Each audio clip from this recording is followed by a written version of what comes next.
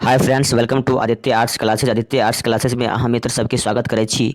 आइ हम लऽ कऽ आयल छी इंटरमीडिएट सेंट ऑफ एग्जामिनेशन 2020 के मैथिली के आंसर की लऽ कऽ से अहाँके आईएससी, आईकॉम एंड आईए तीनों फैकल्टी के लेल ई आंसर की छी। ई हमर कोड ए अछि। अहाँ सबके जे भी कोड अछि वीडियो पॉज कऽ कऽ अहाँ सब आंसर मिला लिअ। अहाँके 100 लऽ कऽ 60 तक 60 गो ऑब्जेक्टिव क्वेश्चन अछि। अहाँके 60 के 60 सही आंसर हम अहाँके बताबै लए जा रहल छी। तऽ अहाँ सब वीडियो के शुरू से अंत तक जरूर देखब। और चैनल पर पहिल बेर जुड़लहुँ हन तऽ चैनल के सब्सक्राइब करना नहीं भूलियो। आ चैनल के सब्सक्राइब जरूर कर दियो। आ वीडियो के लाइक अगर पसंद आवे तो लाइक जरूर करब, ठीक छै। तो चलू हम पहिल क्वेश्चन की ओर चलै छी। अहाँके जे पहिल क्वेश्चन अछि वर्ण रत्नाकर रचिता के अछि। वर्ण रत्नाकर रचिता के अछि। तऽ अहाँके पहिला के जे अहाँके सही जे आंसर भऽ जायत ज्योतिश्वर भऽ जायत। के ज्योतिश्वर, ठीक छै। के हैत ज्योतिश्वर। क्वेश्चन नंबर 2 पर चलू। ललका पाग कोन विद्या थिक। ललका पाग कोन विद्या थिक। तऽ अहाँके 2 के जे सही आंसर भऽ जायत कथा भऽ जायत उत्तर, ठीक छै। ललका पाग कोन विद्या थिक तऽ कथा थिक। क्वेश्चन नंबर 3 की ओर चलू। क्वेश्चन नंबर 3 अछि बाबी कथाक रचिता छथि। बाबी कथाक रचिता के छथि। तऽ अहाँके सामने 4 गो ऑप्शन अछि मनमोहन झा, भीमनाथ झा, ललित, प्रभास कुमार चौधरी। तऽ अहाँके 3 के जे सही जे आंसर भऽ जायत 3 के जे अहाँके सही उत्तर हैत की हैत प्रभास कुमार चौधरी हैत, ठीक छै। मिलबैत जायब। क्वेश्चन नंबर 4 की ओर चलू। तऽ अहाँके क्वेश्चन नंबर 4 अछि गद्यक विकास भेल, मतलब गद्यक विकास कोन काल में भेल तऽ आधुनिक काल में, ठीक छै। क्वेश्चन नंबर 5 की ओर चलू। सीमंतनी कथा के लेखक के अछि। सीमंतनी कथा के लेखक के अछि। तऽ सीमंतनी कथा के अहाँके लेखक अछि परमेश्वर झा अछि। के अछि परमेश्वर झा अहाँके सीमंतनी कथा के लेखक अछि, ठीक छै। क्वेश्चन नंबर 6 की ओर चलू।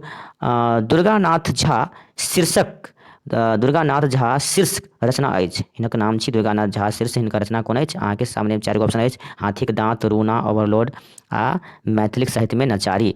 तऽ 6 के जे अहाँके जे सही अहाँके उत्तर जे हैत तऽ डी हैत मैथिली साहित्य में नचारी। की हैत मैथिली साहित्य में नचारी है, ठीक छै। अब क्वेश्चन नंबर 7 की ओर चलू। क्वेश्चन नंबर 7 अछि अहाँके डॉक्टर सर गंगानाथ झा रचना अछि। डॉक्टर सर गंगानाथ झा के रचना कोन अछि। तऽ अहाँके 7 के जे सही उत्तर भऽ जायत अधोगति। डॉक्टर सर गंगानाथ झा हिनक रचना कोन अछि ई अधोगति, ठीक छै। चलो क्वेश्चन नंबर 8 के ओर चलू। Doctor sir V V Raman शीर्षक रचना अछि, ठीक छै। तऽ अहाँके 8 के जे एकदम सही से जे अहाँके आंसर हैत डी हैत भाग्यनारायण झा। के छी भाग्यनारायण झा। 8 के doctor sir V V Raman शीर्षक रचना अछि भाग्यनारायण झा, ठीक ने। चलू क्वेश्चन नंबर 9 की ओर चलै छी। तऽ अहाँ सब मिलाओ। वीडियो पसंद आवे तो लाइको कर दियो, ठीक छै। चलू क्वेश्चन नंबर 9 की ओर चलू। तो कुमार गंगानंद सिंहक रचना अछि। कुमार गंगानंद सिंहक रचना कौन अछि। तऽ अहाँके सामने 4 गो ऑप्शन अछि हाथीक दाँत, रूना, राष्ट्रीय एकताक महत्व, अधोगति। तऽ 9 के जे अहाँके सही भऽ जायत राष्ट्रीय एकताक महत्व, ठीक छै। क्वेश्चन नंबर चलू 10 की ओर चलू। रूनाक कथाकार छथि। रूना कथाकार छथि। तऽ अहाँके 10 के जे सही आंसर भऽ जायत मनमोहन झा। लेकिन वीडियो लंबा है तो अहाँ सब धैर्य बना के मिलायब, ठीक नहीं। ई नहीं जे वीडियो के बंद कऽ के बस आगे बढ़ि जाइ छी। 60 गो ऑब्जेक्टिव क्वेश्चन अछि, एहि दुआरे वीडियो थोड़ा लंबा भऽ जायत। क्वेश्चन नंबर 11 अछि राजकमल चौधरी कथा अछि। राजकमल चौधरी कथा अछि। अहाँके सामने 4 गो ऑप्शन अछि ओवरलोड, ललका पाग, बाबी, सीमक लत्ती। तऽ 11 के जे अहाँके जे सही राइट आंसर भऽ जायत ललका पाग, ठीक छै। क्वेश्चन नंबर 12 की ओर चलू। सीमक लत्तीक कथाकार छथि। सीमक लत्ती कथाकार के अछि। अहाँके सामने 4 गो ऑप्शन अछि अहाँके 12 के अहाँके सही उत्तर भऽ जायत उषा किरण खान भऽ जायत, ठीक छै। सीमक लत्ती के कथाकार के छथिन तऽ उषा किरण खान छथिन, ठीक ने। आगे बढ़ै छी हम। प्रबोध नारायण सिंहक रचना अछि। प्रबोध नारायण सिंहक रचना अछि। मित्र सब ध्यान से देखियौ प्रबोध नारायण सिंहक रचना अछि। तऽ अहाँके सामने 4 गो ऑप्शन अछि 13 के जे अहाँके सही भऽ जायत हाथीक दाँत। तऽ प्रबोध नारायण सिंह रचना जे कयने छथिन कौन हाथी के दाँत, ठीक छै। आ क्वेश्चन नंबर 14 की ओर चलू। मैथिली निबंध साहित्यक रूपरेखाक निबंधकार छथि। 14 में मैथिलिक निबंध साहित्यक रूपरेखा निबंधकार छथि। तऽ 14 के अहाँके जे सही भऽ जायत भीमनाथ झा, ठीक छै। 14 के राइट आंसर अहाँके सी भऽ जायत भीमनाथ झा, ठीक ने। क्वेश्चन नंबर 15 की ओर चलू। जगदीश चंद्र झा के रचना अछि। जगदीश चंद्र झा के रचना अछि। तऽ अहाँके सामने 4 गो ऑप्शन अछि तऽ बॉबी, ललका पाग, मैथिली साहित्य नचारी, मुदा अहाँके जगदीश चंद्र झा के ई तीनों तऽ नहि छै कोन हिनकर ई जे लिखने छथिन बरक यानी 12 दिनक धूमधाम, 12 दिनक धूमधाम, एहिके लग 15 अहाँके डी उत्तर सही भऽ जायत। क्वेश्चन नंबर 16 के ओर चलू। सोहर गावल जाइत अछि। सोहर जे जब बच्चा उच्चाके जन्म होइ छै तऽ जन्मके उत्सव पर सोहर नहि आबै छै सोहर गाबैके लेल, बधैया मांगैके लेल, किछु याद आबैया कि नहि?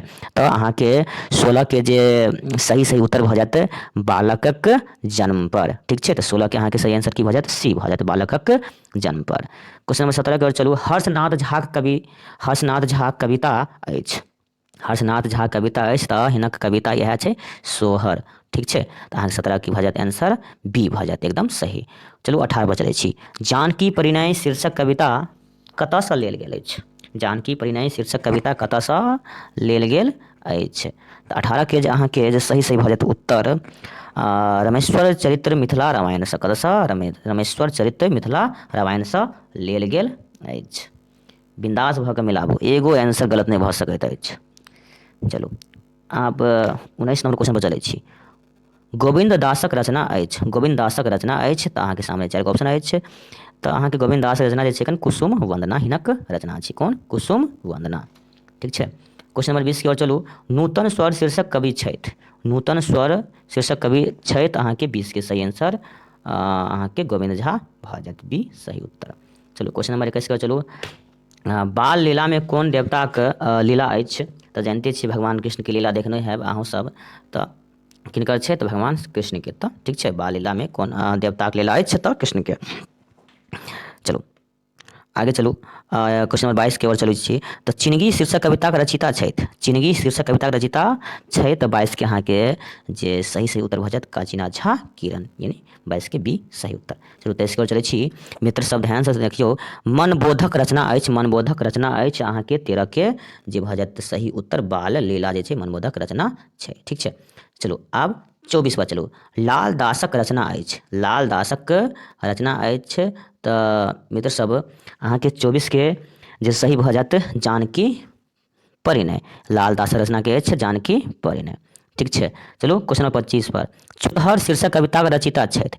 छुतहर शीर्षक कविताक रचिता छै तऽ अहाँके 25 के जे सही आंसर भऽ जायत ए बैजनाथ मल्लिक विधु। ठीक छै, बैजनाथ मल्लिक विधु अहाँके 25 के एकदम राइट आंसर। चलो क्वेश्चन नंबर 26 के ओर चलै छी। 26 के ओर चलै छी। मंत्रेश्वर झाक कविता अछि तऽ हिनक जे 26 के सही अहाँके उत्तर भऽ जायत मनुखक जीवन। की? मनुखक जीवन। क्वेश्चन नंबर 27 यानी 27 को चलू। तऽ उठा कृषक शीर्षक कवि छथि। उठा कृषक शीर्षक कवि के छथि? 27 के अहाँके जे भऽ जायत सही उत्तर सोमदेव अछि। के? सोमदेव। ठीक छै। चलू 28 को चलू। बैद्यनाथ मल्लिक विधु यानी बैजनाथ मल्लिक विधुक रचना अछि तऽ 28 के अहाँके जे सही उत्तर भऽ जायत गोबर थिकहु हम। कथी? गोबर थिकहु हम। चलू 29 नंबर। आवाहन शीर्षक रचनाकार छथि। आवाहन शीर्षक रचनाकार के अछि तऽ अहाँके 29 के सही उत्तर भऽ जायत ए भुवनेश्वर सिंह भुवन। भुवनेश्वर सिंह भुवन। चलू क्वेश्चन नंबर 30 की ओर चलै छी। क्वेश्चन नंबर 30 अछि अहाँके हमरे अभाव बंथी धरती उसरा कोन शीर्षक पदक पाती अछि? हमरे अभाव बंथी धरती उसरा कोन शीर्षक पदक पाती अछि तऽ अहाँके 30 के जे सही जे उत्तर भऽ जायत गोबर थिकहु हम। एहिसँ ई पंक्ति अहाँके लेल गेल अछि। ठीक छै, तऽ गोबर थिकहु हमसँ। ठीक है, तऽ अहाँके 30 के जे सही से उत्तर भऽ जायत सी भऽ जायत, याद रखब। अब क्वेश्चन नंबर 31 की ओर चलै छी। व्याकरणसँ क्वेश्चन कुछ आयल छै तऽ अहाँ सबके 30 नंबर के किताबसँ अछि और 30 नंबर के व्याकरणसँ अछि तऽ अहाँ सब व्याकरणो के ध्यानसँ देखियौ। समीरक पर्यायवाची शब्द होइत अछि। समीरक पर्यायवाची शब्द होइत अछि तऽ अहाँके समीर के पर्यायवाची शब्द की होइ छै? वायु। ठीक छै, की होइ छै? वायु। और 32 पर चलू। गंगा के पर्यायवाची शब्द होइत अछि। गंगा के पर्यायवाची शब्द जानते हेबै भागीरथी होइ छै गंगा के पर्यायवाची शब्द भागीरथी। चलू क्वेश्चन नंबर 33 पर चलू। अहाँके क्वेश्चन नंबर 33 अछि। दुहिताक पर्यायवाची शब्द होइत अछि तऽ दुहिताक जे पर्यायवाची शब्द होइत अछि दुहिताक मित्र सब अहाँके पुत्री दुहिताक पर्यायवाची शब्द होइत अछि। ठीक छै।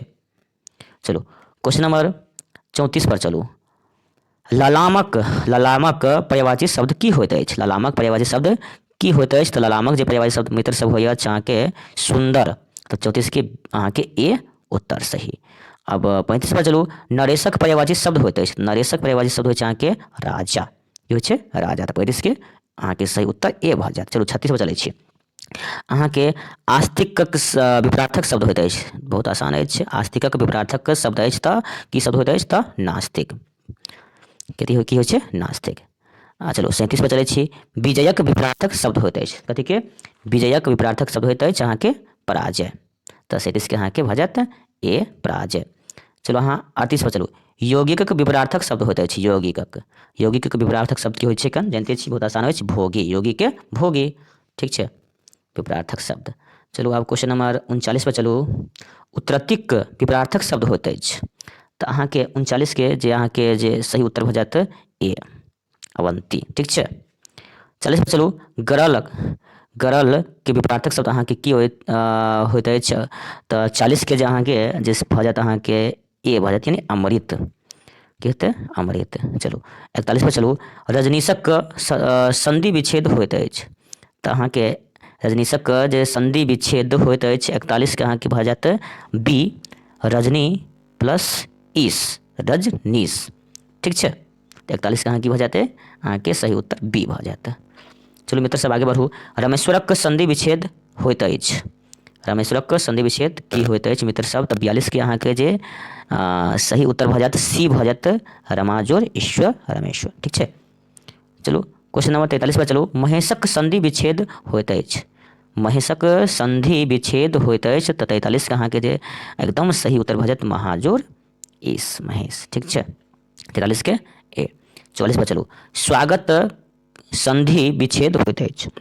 कोन चीज के स्वागत के संधि विच्छेद की होइत अछि मित्र सब तऽ सुजोर आगत, की हेतै सुजोर आगत। 44 के अहाँ के एकदम राइट आंसर बी भऽ जाय, ठीक छै। क्वेश्चन नंबर 45 पर चलू।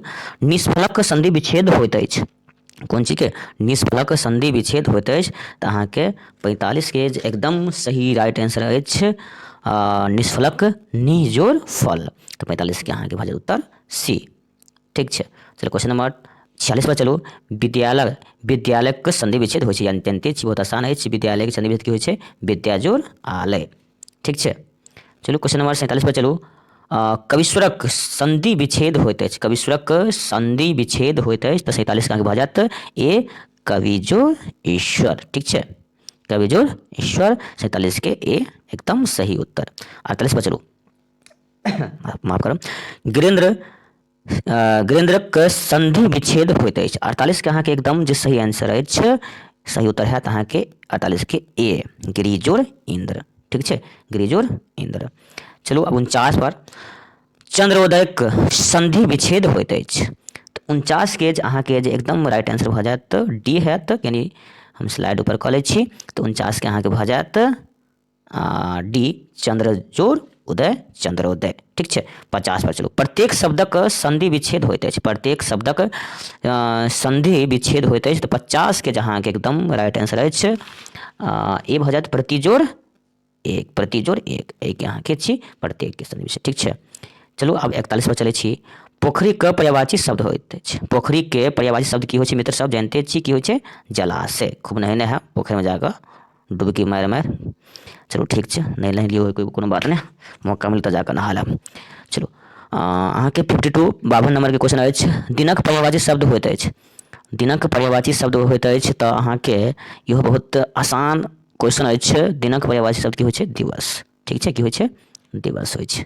चलो 53 के और चलू अब। वारिक शब्दक पर्यायवाची शब्द होइ छै। वारी शब्दक पर्यायवाची शब्द अछि मित्र सब जल होइ छै। वारी की होइ छै जल, एकदम सही कोनो डाउट नहीं, मारू फटाफट आगे बढ़ू।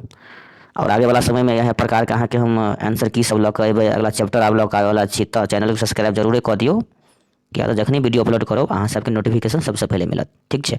चलू 54 पर चलै छी। सिंहक पर्यायवाची शब्द होइत अछि। सिंहक पर्यायवाची शब्द मित्र सब की होइ छै तऽ केसरी होइ छै। की होइ छै केसरी सिंहक पर्यायवाची शब्द होइ छै, ठीक ने की होइ छै केसरी। चलू अब क्वेश्चन नंबर 55 में चलू। भास्करक पर्यायवाची शब्द होइ छै। भास्करक पर्यायवाची शब्द की होइ छै जानते छी सूर्य होइ छै। की होइ छै सूर्य भास्करक पर्यायवाची शब्द होइत अछि, ठीक ने। चलू 56 पर चलै छी। क्वेश्चन नंबर 56 अछि। काही काटबक अर्थ होइत अछि। काही काटब के अर्थ की होइ छै जानते हेबै अहाँ सब कि यानी कि काही काटब के जे अर्थ होइ छै कष्ट भोगब। की हेतै अहाँके एक उत्तर कष्ट भोगब। ठीक ने।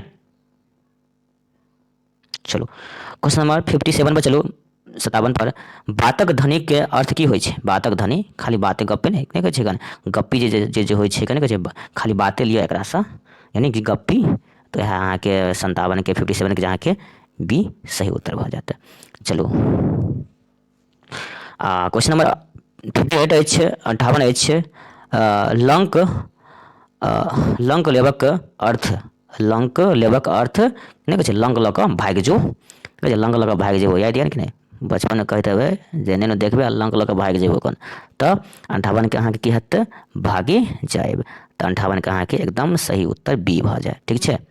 तब 59 नंबर पर अंत्य होयवला बस दुइए गो क्वेश्चन रुक जाओ की धरफरायल छी अहाँ सब 59 में।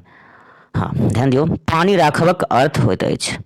पानी राखबक अर्थ होइ छै जे प्रतिष्ठा राखब नहीं कहै छै हमर पानी राखब मतलब हमर प्रतिष्ठा बचा लेब कतौ भागब नहीं।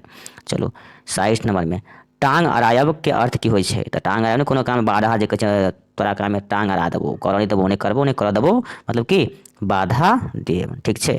तऽ अहाँ तखन थाकि गेल हेबै साहब मिलबैत तऽ विद्यार्थी सब थाके नहीं छै कन मोन ध्यान से आगे पढ़ू। ठीक छै। अब जे छै कन अहाँके हम अगला चैप्टर के वीडियो लऽ आबैवला छी तऽ चैनल जल्द से जल्द सब्सक्राइब करू। वीडियो पसंद आयल तऽ लाइको एक बार जरूर मारू। ठीक छै। अगर नहीं वीडियो आयल पसंद तऽ अनलाइक कऽ दियौ कोई दिक्कत नहीं छै। ठीक छै। चलो धन्यवाद अहाँ सबके वीडियो देखलहुँ शुरूसँ अंत तक एहिके लऽ कऽ।